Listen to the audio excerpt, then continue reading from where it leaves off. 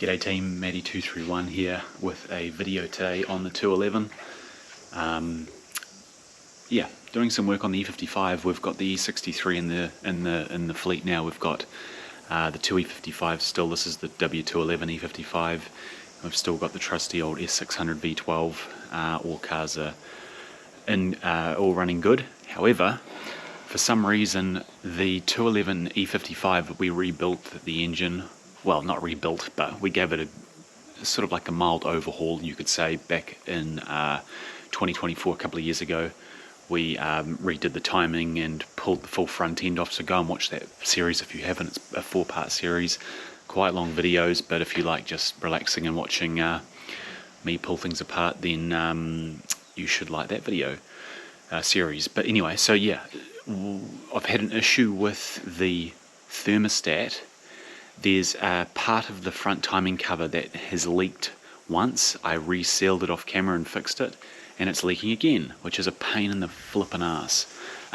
So what we're doing today is we're pulling the supercharger fully out, pulling the supercharger out of the M113K. We're putting brand new Bosch injectors in.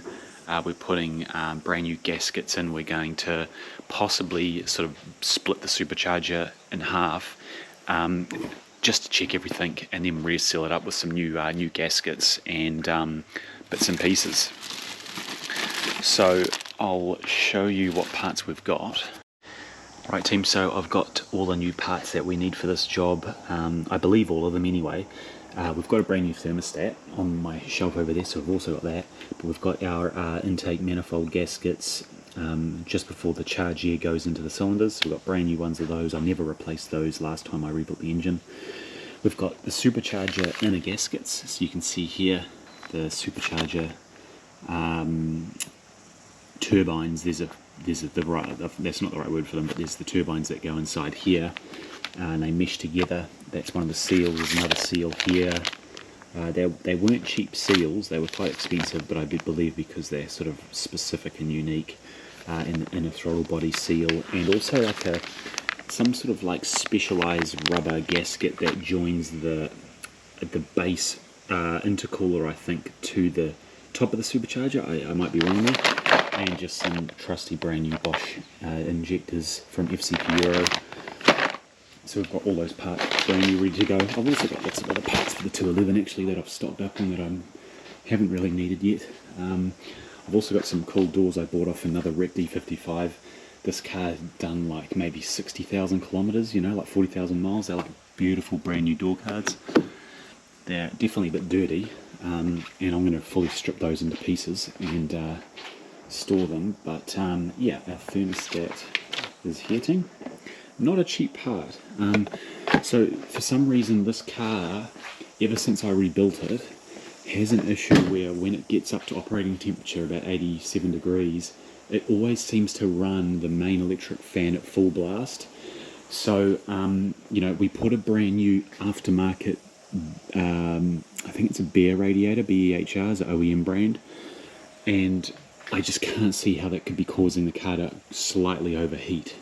So I think it's possibly the thermostat. The one that I replaced probably 4 or 5 years ago in this car was a aftermarket unit of Pelican parts or FCP Euro. So this is a genuine unit. It's about $300. It's not cheap.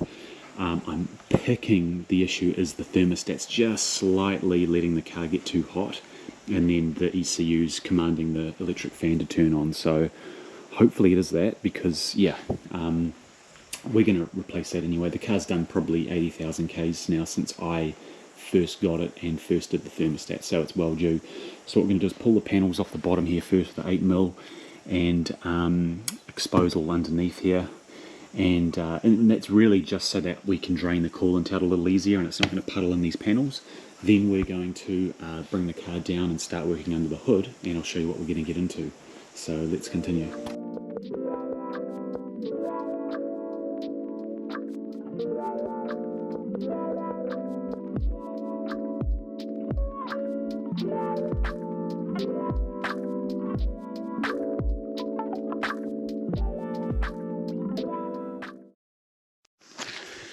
This is what I love about these old Mercedes. You know, this is not old, but it's old. You know, like it took me 3 minutes to do this, get the trays off, car down, intakes off, this off. You know, it's simple. Whereas you look at new Mercs, I don't have any here, but you look at the new ones, even my wife's ML350 with the diesel, they're just that extra bit of a pain in the ass to do things on, you know, it's just not as simple. Whereas here, we've got the coils exposed already, into superchargers right here, easy. So what we're going to do now, team, is take the supercharger belt off. So I'll chuck a 17mm socket on here, release the tension, pull this belt off, and that'll give us the access we need to that. Then we're going to disconnect the secondary air injection hose here, as well as these brand new, well, now about a year old AMG air injection shut-off valve hoses as well. So just gentle, we don't want to wreck them. Then what we're going to do at this stage, I'm not actually sure. We'll start with that. But yeah, once we get to that, we'll likely take these off shortly. What we will do is get some compressed air and blow this all out, just because, especially in here, team, when you take these charge pipes, I think you call them, off, you've got to be careful because dust and debris do get in there, and directly under these is a direct hole right into the engine, so we don't want to get any crap in there.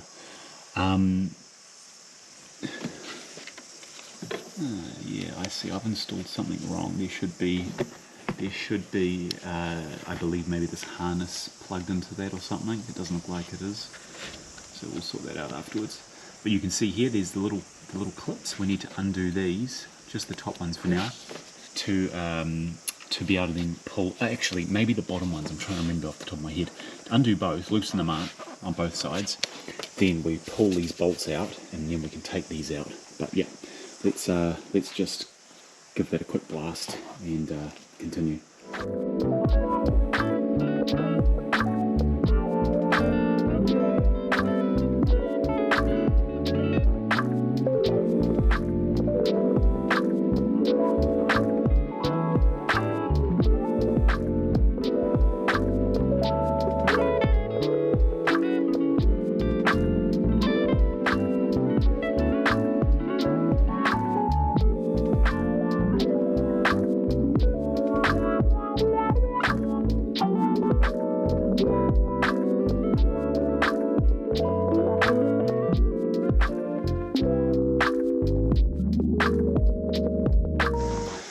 Right team, so another 10 minutes later we've got those charge ducts out, and as you can see it's the void of no return. If you drop something in there, you're stuffed.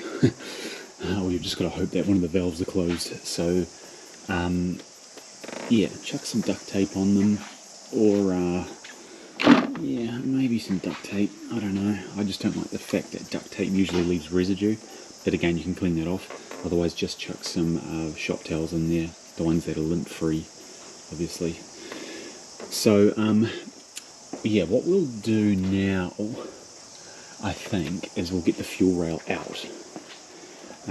So as you can see here, there's the bolts there.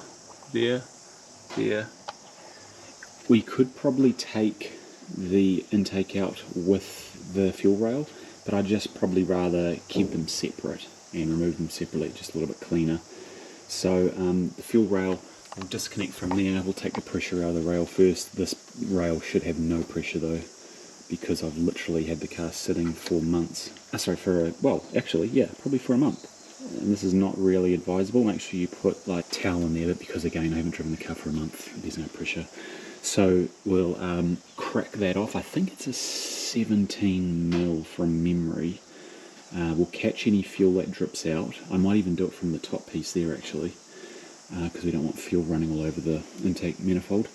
The valve cover, sorry. So we'll do that, and yeah, take the rail out. I'll chuck some duct tape down, and we'll pull the whole injector rail out, and you know, and then team, we're not flipping too far off.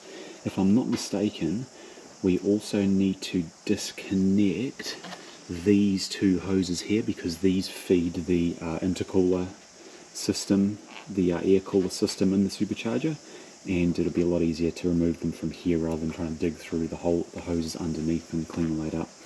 And yeah, there's a few other little things, like I believe this electrical connector is part of that unit, and I think there's also some extra what do you call them, vacuum hoses and stuff underneath as well. And yeah, we also want to get all those out of the way. So progressing pretty well, and we've been in 25 minutes on it so far, so let's continue.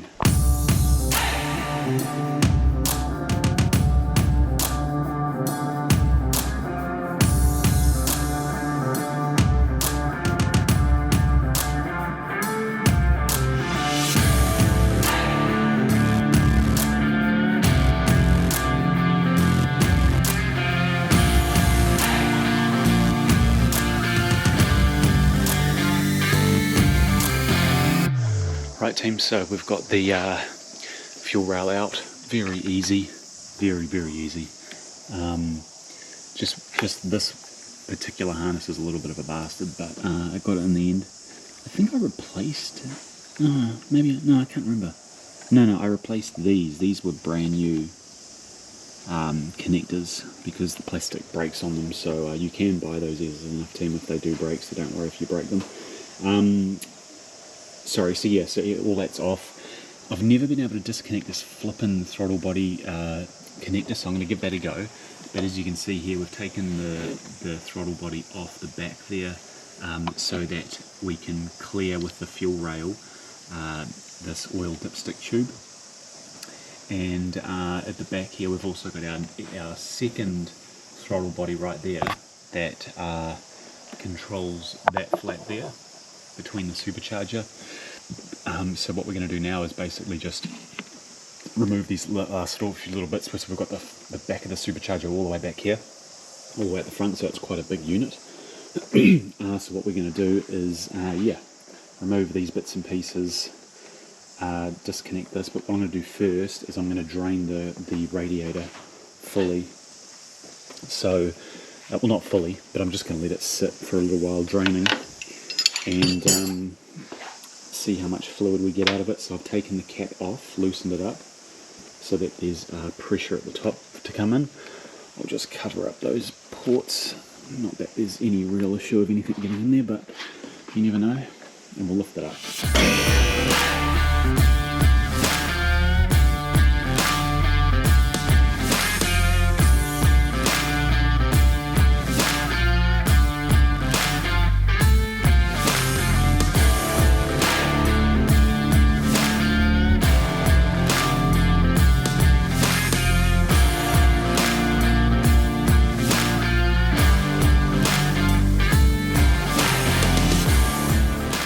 So we've removed all the main screws that hold the supercharger to the engine.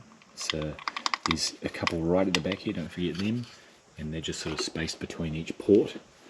Just bear in mind that we've still got the fuel injector ports open, so just avoid it getting any sort of dust or screws around that area. You don't want anything falling into the intake chambers. But she is ready to lift out. Gosh, bloody heavy. I've got a crane, an engine crane in the back there, and I've still got my custom engine lift mounting plate that goes up the top here. So I might have to get that because I'm picking this thing's going to be a heavy bastard. So I'll try it by hand initially, just give it a crack. But otherwise, we might have to, yeah, lift the car out and drag that bloody yellow crane out. It's going to be a pain. So hopefully I can just lift it out. That would be my preference.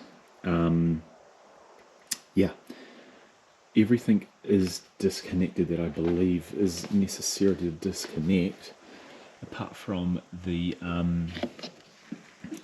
while I say it, the intake temperature sensor, I believe that is, and the what do you call that? Just that harness on that lower throttle body. See if I can pull that out, that would be helpful. So yeah, we're pretty much good to go. On the bottom of the radiator there's a little drain port, and I've just hooked a bit of hose up to it. You don't have to do this, it's just me being trying to make less of a mess.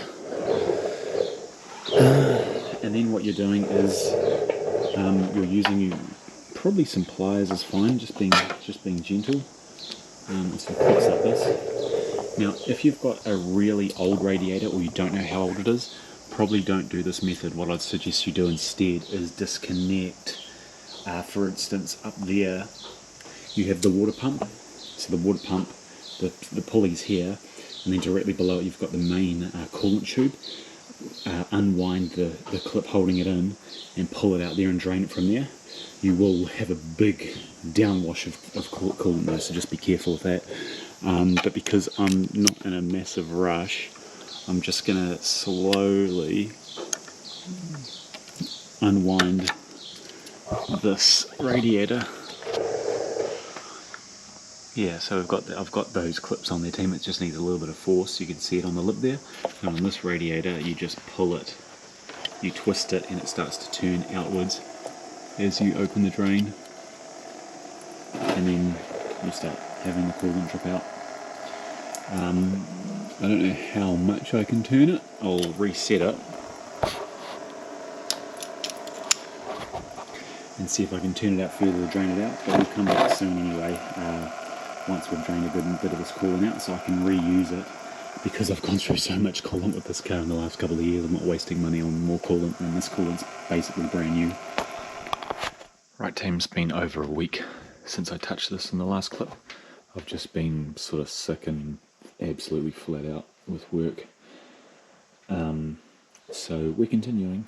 We've dumped some of the coolant out into a pot here. So now what we're going to do is continue to remove the supercharger. We'll start by disconnecting these screws here and these coolant feed lines, and we'll loosen off the belt as well, because it's going to have to come out, and get our access to pull this bracket out. And yeah, we'll start with that and see what space we gain.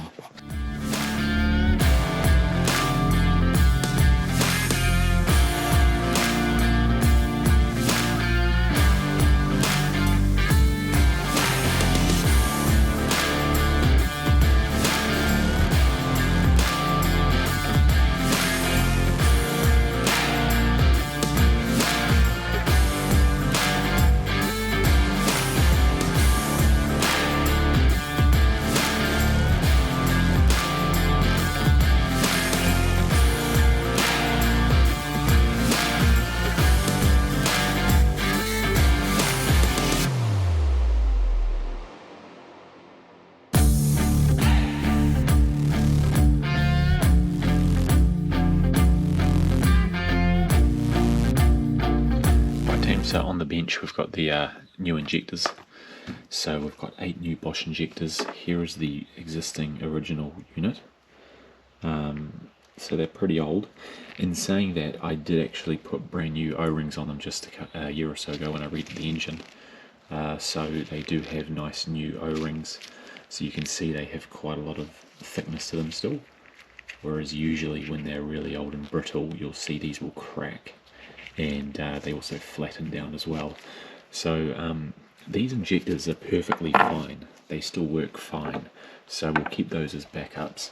And our brand new ones here, it's a slightly revised part number.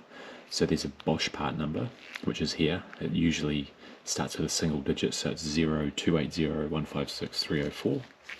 Whereas the Bosch number on this one is instead of 304, it's no, that's the Mercedes number, it's 072. The originals obviously are stamped Mercedes-Benz because they're genuine units, but they're the same bloody thing.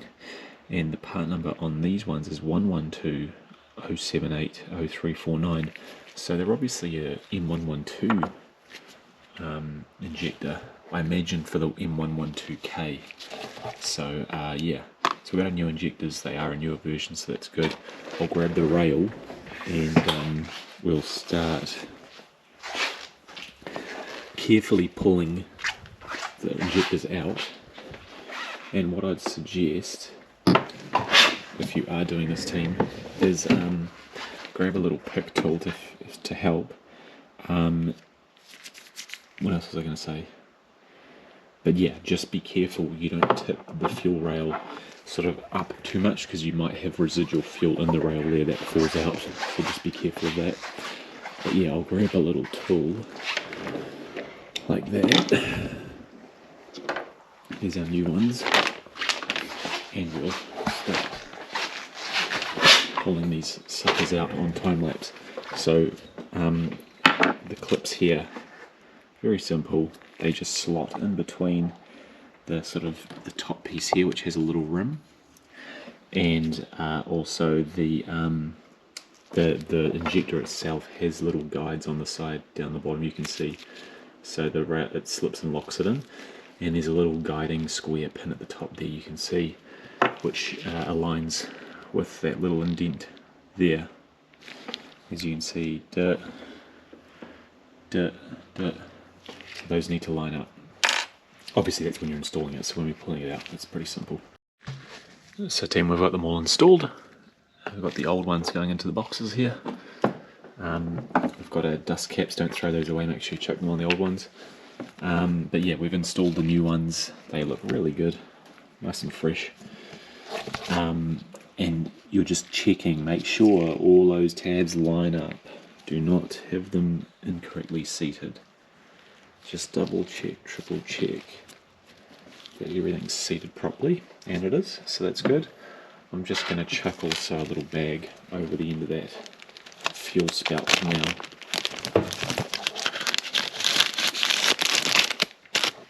There we go, and yeah, that's the rail pretty much done. I'll tip it back up this way, and I cleaned it last time, but usually what I do is use a little bit of auto sol metal polish, and I'll clean the rail because it comes up nice and shiny and brand new. But it's fine as it is. So yeah, that's our fuel rail team ready to go back in the car. So let's continue with the supercharger. So we've got the supercharger out, team. It's very nose heavy, so I've got to actually lift it still while it's on the bench here because it won't support its own weight. But there's quite a bit of clearance, and you've got the lower air cooler down there. So it's quite an intricate little piece of engineering. You can probably see, yeah, there they are, that's cool. You can see the, I need to recall what the name of the blades are. So yeah, we've got our throttle body, clean air comes through here. There's this bypass valve that I think is open by default at low revs, at idle. And that just bypasses the air straight through and back out again. And then under certain throttle application, I don't know the exact specifics, but someone like Tarsos on YouTube will know, he'll know, that will close, or it might even variably close, I imagine, possibly both, and it'll push the air through the supercharger, and then it comes through the supercharger, then comes through a charge air intercool, and then out into the charge pipes that go into the intake. So that's when you've got your compressed air. We've got a MAP pressure sensor, so a manifold pressure sensor down here, and that's what we're replacing. I've got a brand new one of those. That's pretty much the only sensor on this car I haven't replaced, aside from maybe the NOx sensors, which I probably should replace, to be honest, but anyway, a little bit late for that now. So yeah, give it a bit of a clean up. I'm going to get with first priority, get the interesting. So we've got a bit of coolant up here, team. Okay, is it the so this is the coolant leak we've got, and I'm just trying to figure out where the flipping hell's coming from. So what we're going to do is we're going to take this pipe off, pull this off. We've got a brand new Mercedes thermostat. I'm a little bit concerned, team. I could be wrong, but it's making me think there's coolant coming out of here even, which would not be good at all if it was. But then I'd think, like, if it was, it would be coming back and also getting blown or pushed into the valley here, and the valley's pretty dry. It's just a bit full of random gunky bits and pieces, but yeah. Okay, interesting. That is a little bit concerning. Let's just keep pulling it apart. Right team, so originally I thought we were leaking from this little pulley here, and we had it leak from here last time after I rebuilt the engine, but it's not leaking from here. It's actually leaking from above the timing cover, connection to the timing cover and the engine block up here, from what I can tell. If you look, so you could say it's from the thermostat, because you can see it runs back here. But if we look carefully at the thermostat, there's no real like clear pathway where coolant's been flowing. So and usually, you know, if you look at this here, there's a little ridge here. You probably can't see it on camera, but it's enough here for coolant to sort of pull up and then come this way, which you can see some form of flow this way, and then come this way, and it comes down here. So again, very unlikely from the thermostat, and it just wouldn't. Why would it leak there? Like, it doesn't make sense. A brand new seal, you know. So yeah, that's not good. It's not a lot. It's just one day I just noticed a little bit on the floor, and yeah. But it's regardless. It's a terrible place for it to be due to the fact that. Due to the fact that we're literally dealing with the timing cover with all this stuff on it. All, you know, if you've seen the 4-part series, you'll know how much work went into that. It's still not, you know, crippling. It's not like the V12 where you had to take the whole engine out and replace that seal like I did 3 years ago now. And touch wood, that car's doing well. But yeah, so it's just a bit disappointing that we have to deal with that. So what I'm going to do, there's not a lot I can do, but what I am going to do is I'm going to give it a clean up. We'll spray it with some brake cleaner. I'll give it a quick wire wheel, and then I'm just going to cake the shit out of it with RTV. It's not probably the prettiest solution, but I'm probably going to do that. So I'll have a quick study online and just see if it's a good way to do it, and we'll do that. Then we'll get our thermostat back in and start buttoning the front up, because originally, as I said, I thought I was going to have to take this off, this idler pulley and this bracket, and reseal it, but I just looked on my camera, and the seal I did 6-7 months ago is mint. It's not leaking, so it's up there. Let's continue.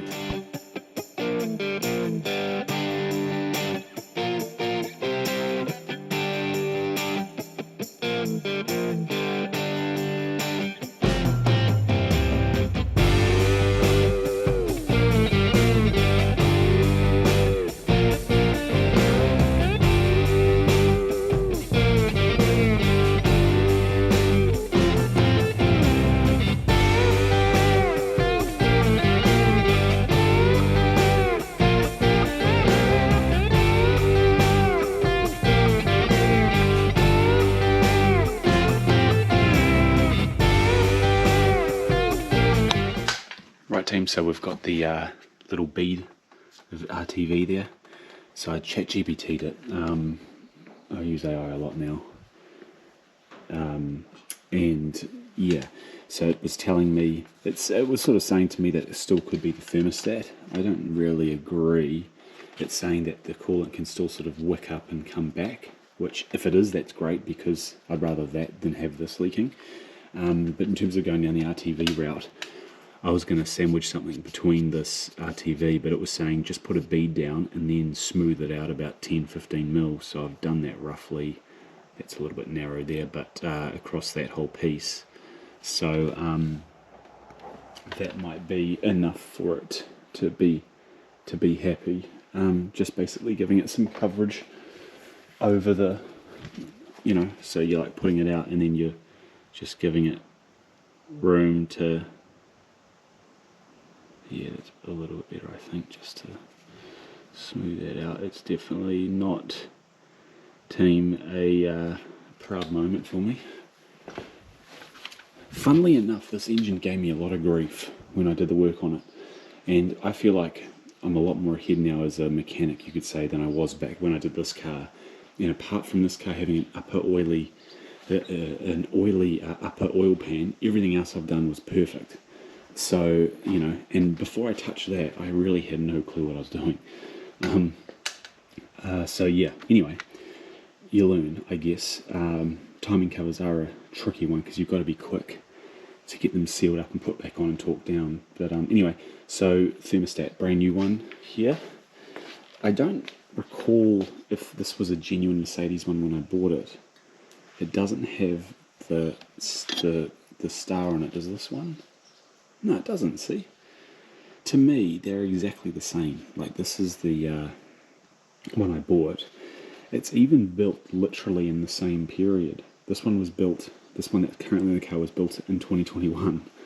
And then, what was it now, 5 years later, I'm installing one that says it was also built in 2021, but in October. So I'm hoping everything looks exactly the same. So just as a point, team, I paid circa, it would have been probably $80 or $90 for this, and I thought, hey, I'll just get the genuine one for this car from the dealer. This one was $300 or $290, and to be honest, I think it's the exact same flipping part. So, okay, that's fine. We're alright getting ripped off every now and then. But yeah, so we'll put that on. We'll torque the screws down to 14 Newton meters. They're just here. I'll actually put a bit of Loctite on them. I just bought a new bottle of Loctite. Torque those down to 14. I will check just quickly these are done up properly as well, in case there's just a little bit of play in them. And then we'll button that up. I'll put the belt on while it's right here. And yeah, we'll continue.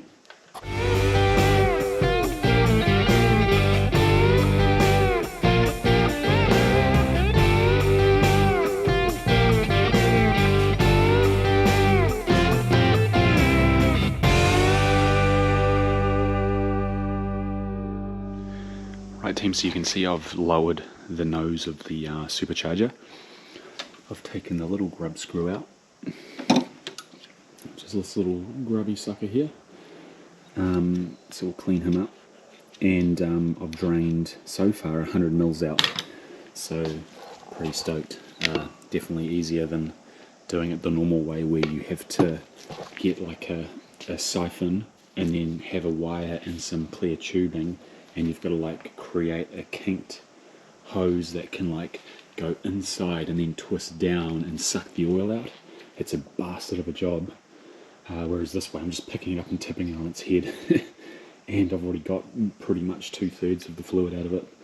So yeah, we'll keep doing that now off camera, and then yeah, the supercharger oil's done.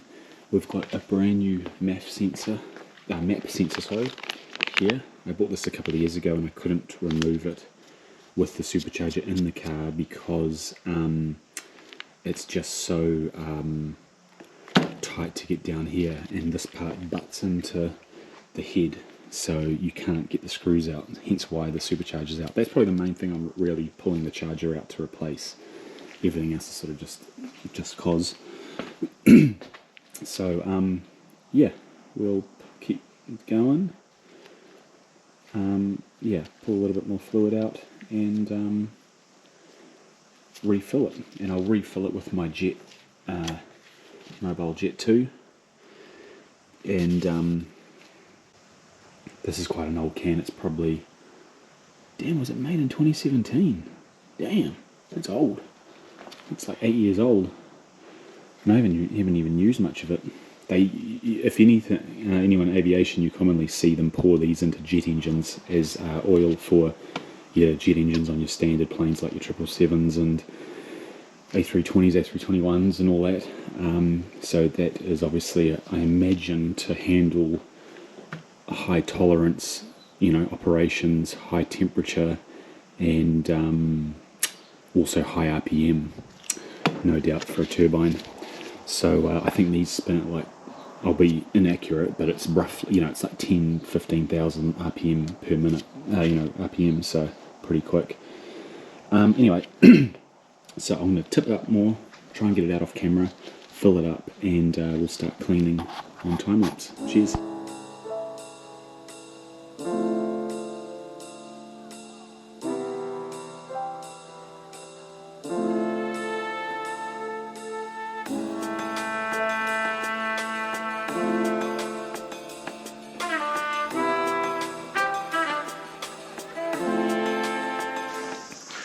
So team, we've put 150 mil in, 130 mil of Jet 2 oil. You've seen me clean just cosmetically. It doesn't need to be clean, but just cosmetically. The intake ports here with brake cleaner and a wire brush. It's not perfect, but it's clean, which is good. It's better than it was. I replaced these a couple of years ago, these plastic lines. This hard plastic line could be replaced, but I'm just going to leave it. The main thing is I've replaced this piece of vacuum hose here. Like worst case, if I needed to replace the hard line, I could pull off, attach it, put a hard line and thread it through under the supercharger there out. But it seems fine to me. It's all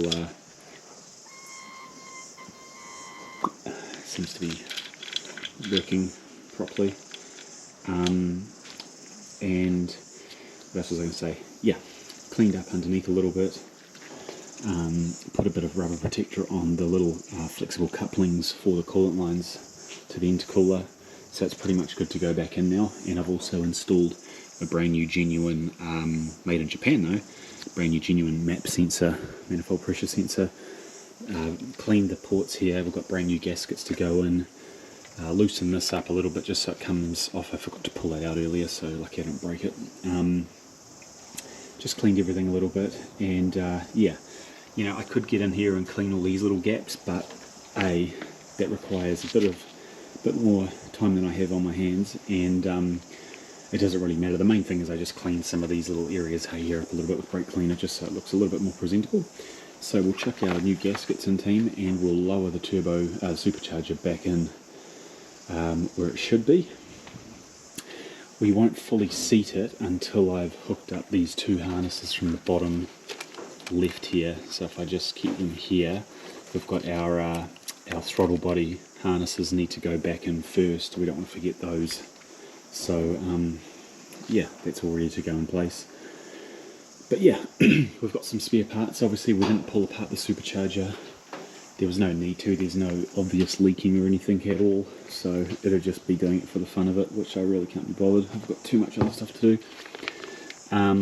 So we've got them as spare parts anyway. So yeah, let's continue.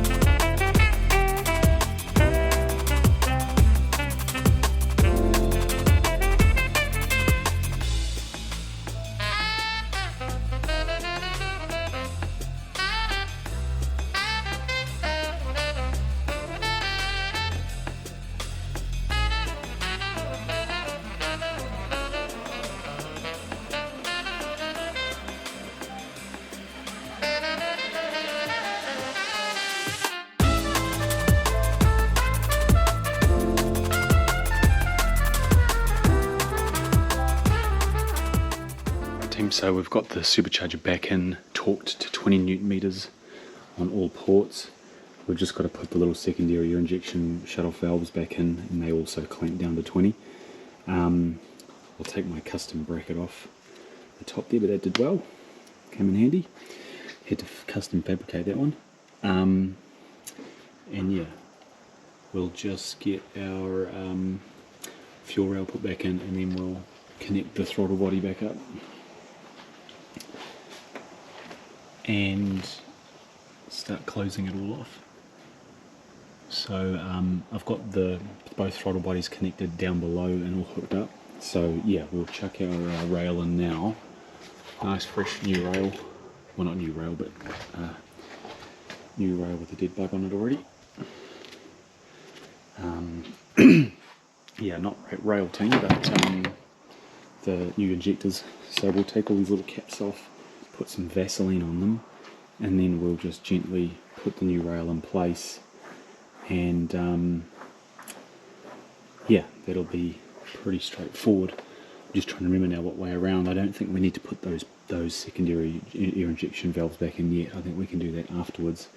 So I'll just put some Vaseline on and seat the rail. Then we will install, I believe, the throttle body. It'll be that way or the other way. Either way, it's the throttle body and the rail going in there. Cool.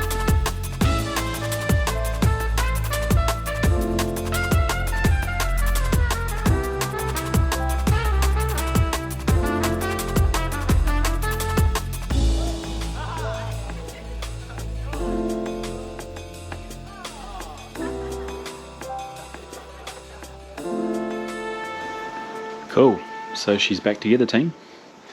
Looking beautiful. I just love the 113K. It's such a good looking engine. You know, you look at like the new the M177 looks good as well, the AMG V8 on the C63s. But I think just classic old school, bit of plastic, sure, but just like beautifully designed, supercharged aluminium intake. Can't beat that. Yeah, just when they did good engine bays. Wouldn't say the 210's a good engine bay. The 210 E55 I have, that's pretty boring. It's just a big plastic intake and a plastic cover. Crap. The 156 and the 113K are really nice engine bays. The M157's okay as well, but nah, not as good as this. And this was such an easy job. Well, not an easy job, but it's you know, you don't have to use a crane like I did. If you've got your mate or your spouse, just lift it out together. But it's just so easy to get into. Like, you know, once I got the supercharger back in, I've spent probably an hour and 45 putting it all back together. Whereas you look at an M157, or you look at my wife's diesel OM642, and as soon as you put the intake back in, it's a flippin', there's just so much shit to put back together. Whereas on these engines, it's just straightforward. It's some ignition stuff, some fuel stuff, some bloody couple of vac lines at max, you know, your secondary air injection, and Bob's your uncle, there's nothing else, you know. So just to confirm, we've hooked up our expansion line, our main radiator hose is on, check those clamps are on, the bolts there are on, the belts are on properly, our throttle is connected properly, the filters are set properly, the fuel rail's connected properly. So we're going to start it up without any coolant in it, just for a brief 20 seconds or 10 seconds of that. Hasn't been started in quite a while. Nice and spotless interior, which is good.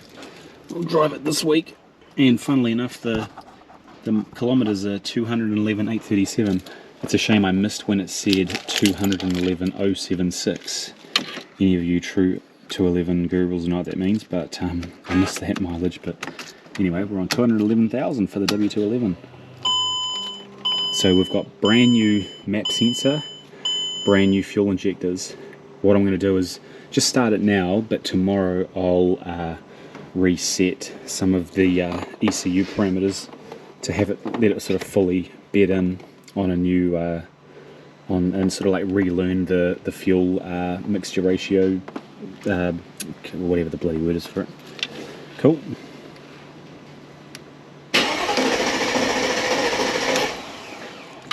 Cool. Okay. So that's good. You can hear that starter mode is really really nice. Get a bit of fuel pressure in the system there. Oh, I've got a full tank of gas, didn't realise that. Do another one. Okay, well at least it sounds good, there's no issues.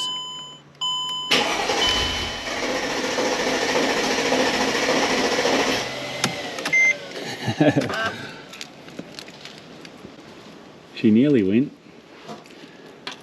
Take a little while for those fuel injectors to get a full run a gas in them.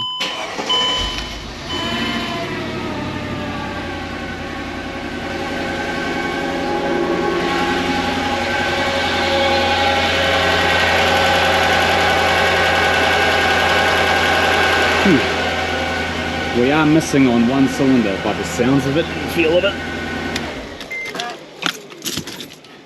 Let me see what that is quickly. So team, reading codes.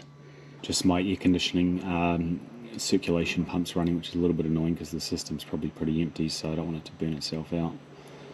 So I might tip a bit of coolant back into it just to keep it happy. Come on! It's always so slow to read the ECI on this specific car.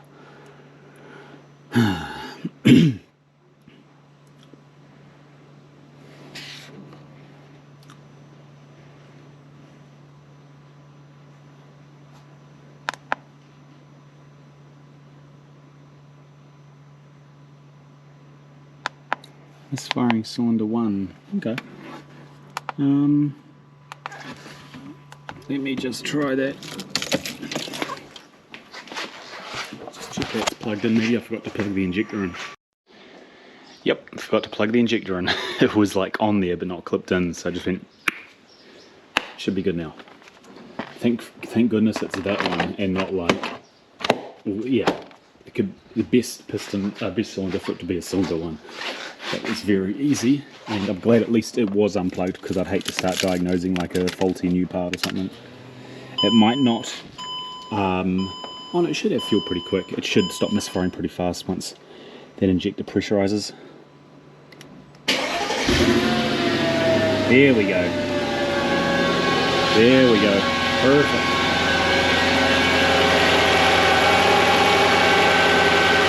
Smooth as silk.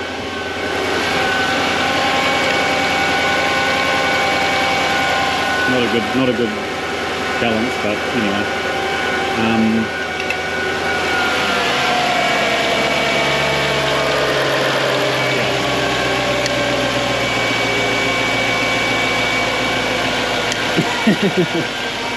It's not the V12. It's not the V12, but anyway, that's fine. Let's turn that off, because we do have no coolant in the system.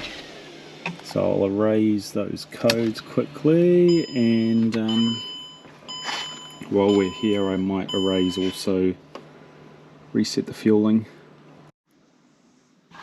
Right team, I'm just going to start it up. I've put more coolant in it, so we're just bleeding the coolant through the system.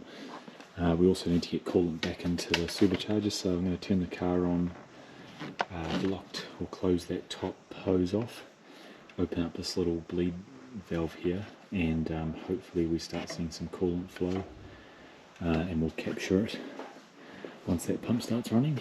And then yeah, we'll put the heater on low as well and see what comes out. But yeah, pretty straightforward, nothing too complicated. You can run the pump through the through your diagnostic computer, but obviously my one doesn't support that, which is a pain, and my Mercedes scanner computer's dead, so that's useless, or the multiplex is dead, so I can't use that. So we're just doing it the old-fashioned way.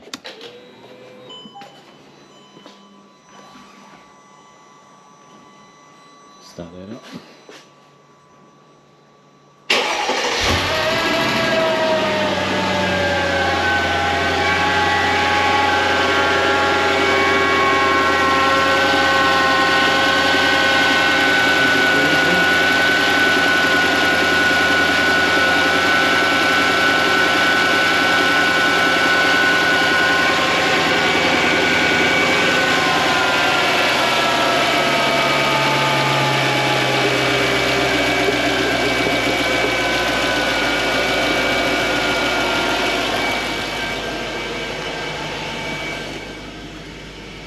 Let it bleed.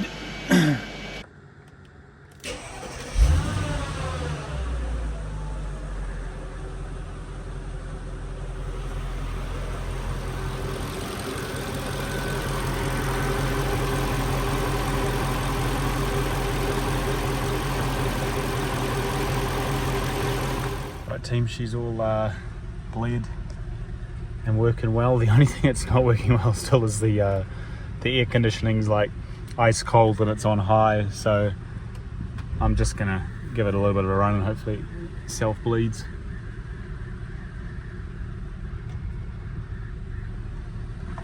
Back out into the daylight for once. Cool, let's go for a drive. Right team, we're driving the E55 back on the road again. Everything's up to temp and running well. I did mention in the video I had that over the fan issue with the fan running constantly. We replaced the thermostat, but it's still running constantly. I also bled the supercharger system again off camera, checked the pumps working, it's all working fine, and it's still running over temp. It's running at about 93. So like I did a real deep dive on ChatGPT in research mode, and they've got some, it's actually quite good, it's quite smart. It was talking about how the AC system could obviously cause it if the refrigerant's overcharged, and other factors as well that could have a play at this issue, even like the refrigerant temperature sensors and things. But I've checked all that and that's all fine, so you know, that's at the end of the day not the problem. So yeah, like to me it can only be still a faulty temperature sensor, or the radiator. That's the only other thing I fully replaced with a non-genuine unit. It's a Nissan's radiator, but a radiator's a radiator. It's the same size, looks the same as the factory one. It just, you know, channels coolant through the fins where the heat dissipates. I can't see how that radiator would be so inefficient that it causes the car to run slightly hotter than it should.